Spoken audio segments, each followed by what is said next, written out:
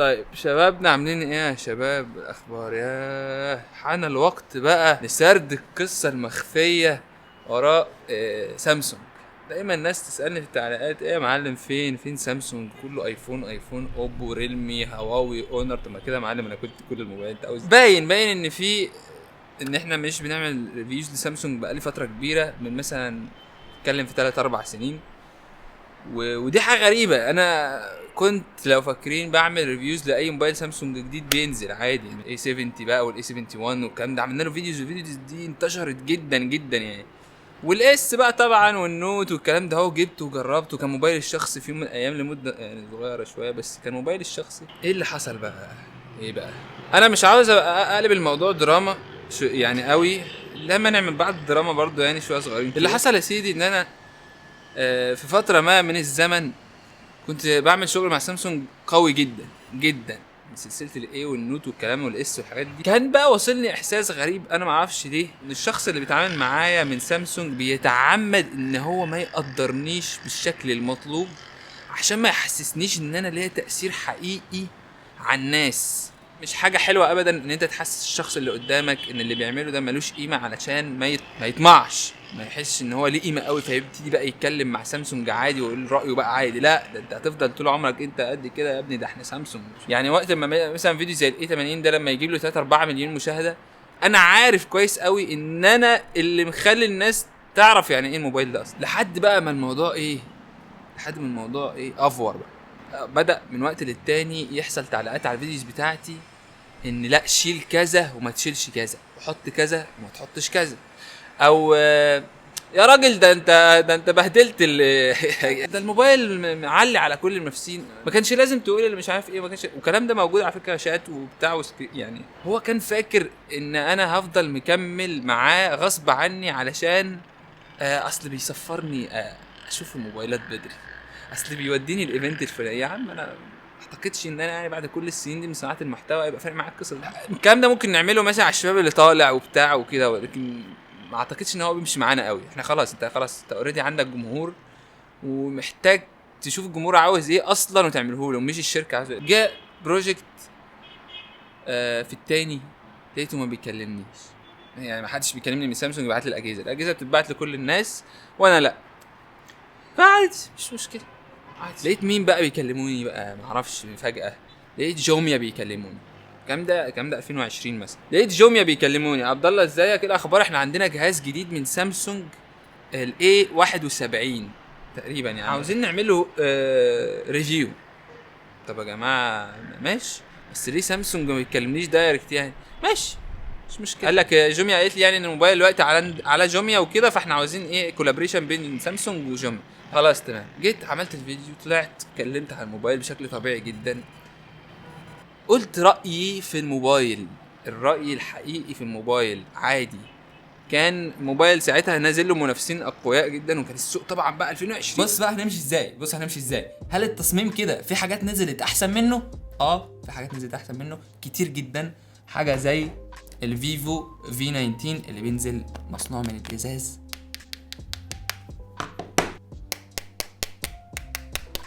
الريلمي 6 برو برضو موبايل مصنوع من الازاز. ففي موبايلات نزلت خاماتها احسن منه بصراحه خلال الفتره دي. فاتكلمت عنه وعن المنافسين ومش عارف ايه، ونزلت الفيديو، والفيديو عامل شغل قوي جدا وكان ترندنج حلو. كنت مسافر اصلا يومها وعندي شغل وبتاع. لقيت بقى الشخص اللي بيكلمني من جوميا بيكلمني بيقول لي: عبد الله امسح الفيديو بسرعه. ليه يا مان؟ مفيش حاجه اسمها كده امسح ايه؟ امسحش فيديوهات انا. قامت قايله لي صدقني يا عبد الله احنا ما كناش عارفين الفيديو هيطلع بالشكل ده، احنا كنا فاكرين انه هيطلع انطباعات عن الموبايل. لا مش انطباعات، انا بعمل ريفيو. هي من الاخر تفسير الامور يعني ان سامسونج ما كانش عاوز تكلمني دايركت، عشان بيتقالوا بشكل او باخر، او اللي هو احنا كاريزما وكده. فانا هكلم شركه تانية تكلم عبد الله بحيث ان هو ايه يعمل لنا فيديو خفيف كده. فما عملتش فيديو خفيف ده، عملت فيديو عادي زي ما انا. فما عجبش سامسونج. فاللي حصل ايه بقى يا معلم؟ تم من الاخر غالبا يعني تم تهديد جوميا من سامسونج، ومبعوتها لي رساله كده. انت متخيل الموضوع بقى كبير، الموضوع كبر. فالبنت جت قعدت تكلمني وتقول لي والله هيحصل مشاكل في شغلي وهتضر بشكل شخصي و صعبت عليا الصراحه، الشخص صعب عليا وصعب عليا القصه وانا مش عاوز اعمل مشاكل، فشلت الفيديو يا سيدي مش مشكله. بعدها بشهرين مثلا كان في اطلاق للسامسونج نوت حاجه او اس حاجه، جهاز من الاجهزه الفلاج شيبس، فالمفروض ان انا جزء من المشروع عادي زي ما احنا. سامسونج علاقتها بيها ما فيهاش اي مشاكل، المشكله دلوقتي كانت مع جوميا. لقيت محدش يكلمني والاجهزه وصلت لكل الناس، فدخلت للشخص اللي بيكلمني من سامسونج وقلت له مساء الخير، اخبار النوت الجديد ايه؟ قام قال لي ايه؟ قام قال لي ان شاء الله ينزل ويعجبك.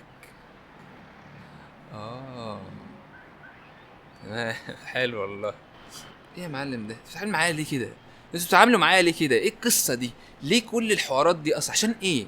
ما انا بتعامل يا عم مع باقي الشركات عادي ومحدش بيفتح بقه معايا، الشركات مبسوطه والناس اللي بتتفرج مبسوطه وانا مبسوط والدنيا حلو.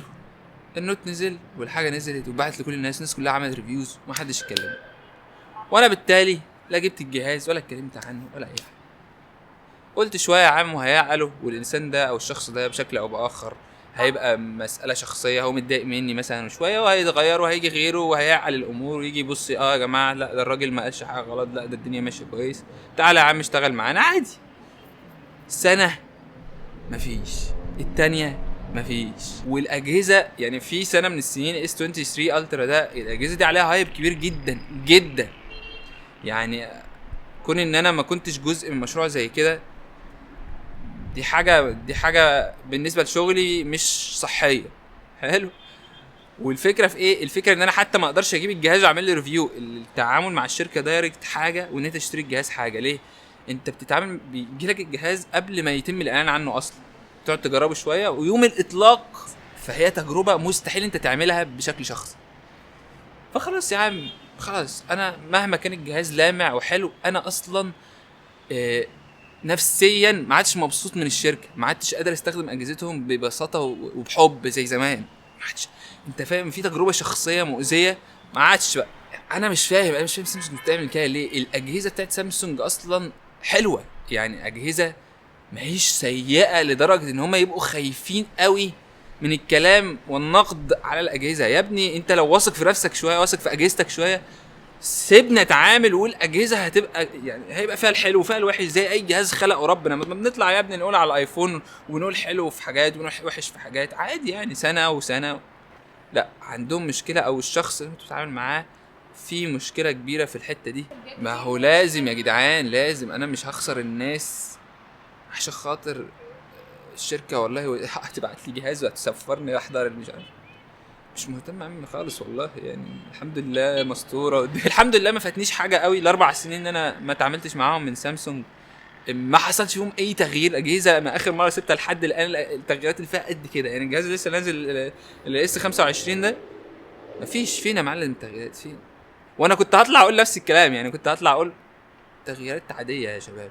ساعتها بقى كان هيتضايق برضه، ساعتها هيبعت لي لا خلاص يا عم ماليش وجع دماغ، لما عاوزين نتعامل عادي يا عم ونيجي نجيب الاجهزه والحاجه والدنيا تبقى سهله وبسيطه. انا عاوز ابقى انا من الاخر.